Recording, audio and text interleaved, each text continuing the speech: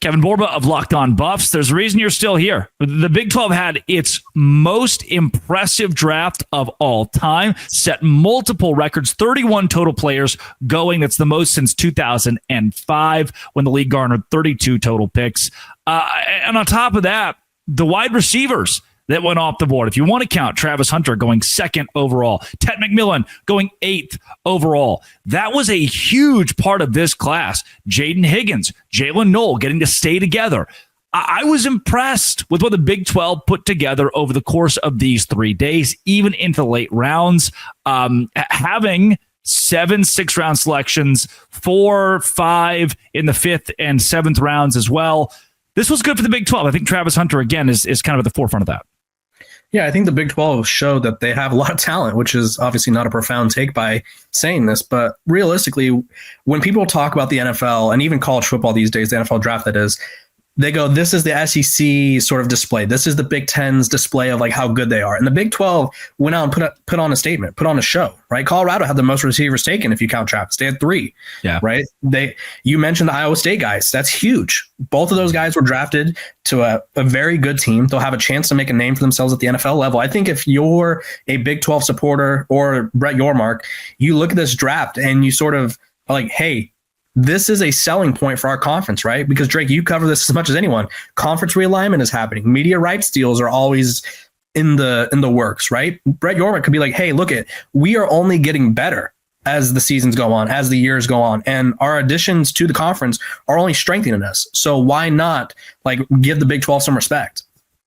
Of course, the Big 12 deserves a whole lot of respect.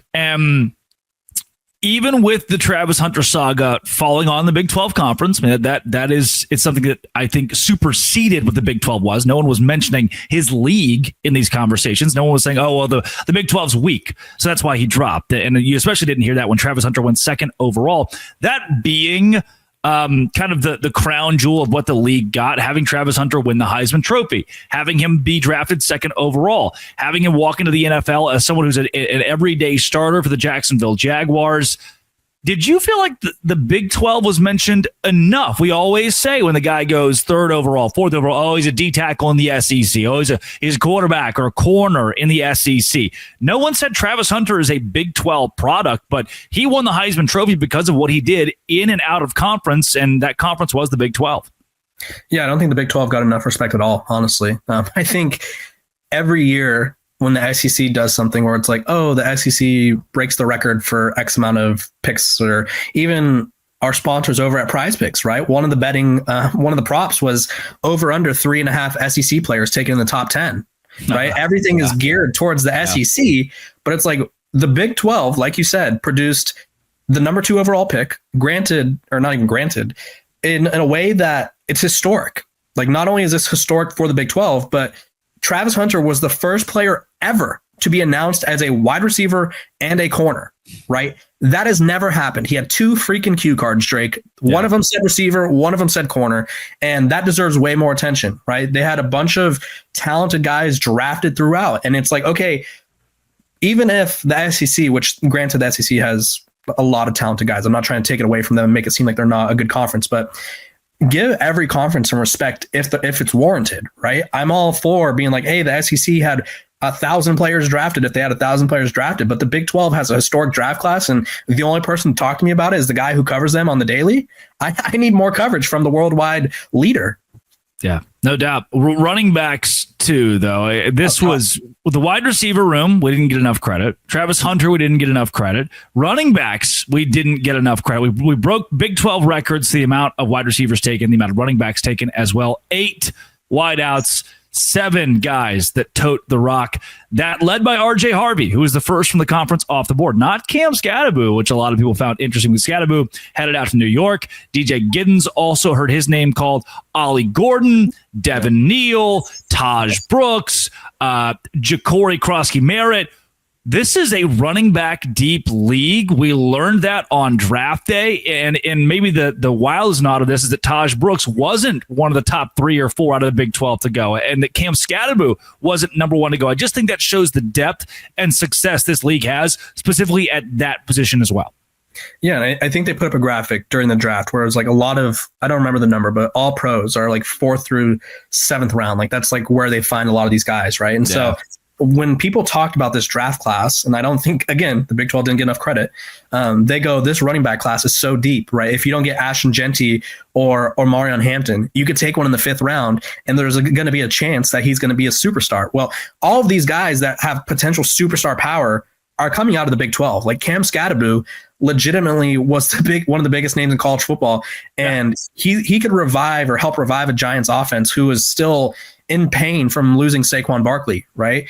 RJ Harvey, he is a guy that didn't start off as a running back, right? I believe he was recruited as a quarterback, comes in at UCF, and some people think he's the best running back in the class. Like some people think he is the most talented. And so I think 5 years from now, we're going to be looking back and going, wow, a lot of these Big 12 running backs that did not go in the 1st or 2nd round were really good. And I think it's going to be another example of like, hey, maybe this Big 12 conference isn't so bad.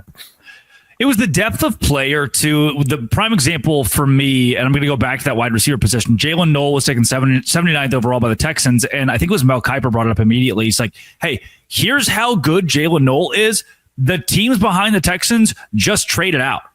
They were like, well, we missed out on the guy that we were sitting here waiting on, and the fact that he's gone, we're going to trade out. We're going to drop lower. We need more time to figure out where we're going to go next. So the Big 12 Conference as a whole didn't get the love it deserved, but it was also on the 4 letters. The whole ES and PN thing, they're a big...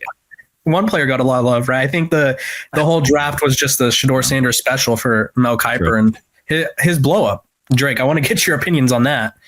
Was that good? I thought the blow up was valid. The guys were like, hey, if I was doing something for 40 years, if I had predicted the stock market for 40 years and been pretty good, like the number one guy, the number one name in stock market predicting for 40 years and said, hey, everybody, invest in this stock. It's top 5 in my stocks of the year for 2025. And then it falls to bits. It goes from $100 per share to $1 per share. I'm mad. Yeah. I'm mad at the malpractice on someone's part here. Like, what is happening? So I understand why he was it the time or the place? Probably.